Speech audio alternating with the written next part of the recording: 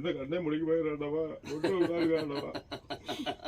பயமா இருக்கிறாண்டவா. எப்பா உயிர் பிதித்து பரிபூர்ணம் கண்டா உயிர் உள்ளம் நிறைஞ்சு போயிரும்டானா போயிரும், நான் சுத்தரவுக்கு கொடுத்துருவேன்டா. எப்பா அவன் உயிர் பிதிச்சு நான் பலனுக்கு அறிஞ்சு நான் 3வது அமாவாசை கண்ணெறிஞ்சு பலனுக்கு அறிஞ்சு முதுகு தண்டுல நிலைய கொண்டு இருக்குதுடா. அந்த முதுகு தண்டை பலனுக்கு அறிஞ்சு கொடுத்துருந்தான்னு சொல்லிட்டேனா இல்லையா?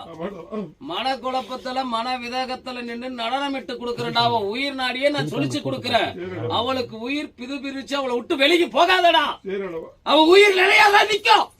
அவ உயிர் பிதிச்சு அவ உயிர் நடைவிட்டு ஈரோட லோகத்துல நான் எப்படி கட்டி வளவம் பெறவும் பரிபூர்ணம் கண்டு வரணும், வெள்ள குதிரையில எப்படி கணக்கு எடுத்து வரணும், என் சுருட்டு ரதத்திலையும் சாராய போதையிலையும் நடனமிட்டு வரணும்.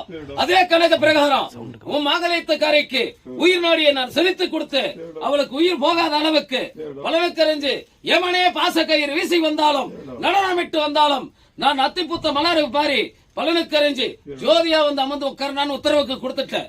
இந்த 3வது அமாவாசையில அவன் நிரஞ்சனமாகிருவா. உனக்கு 5வது அமாவாசை அன்னைக்கு என்னும் பொருள் உன் கைக்கு வந்து சேர்மனா சத்தியப்படா.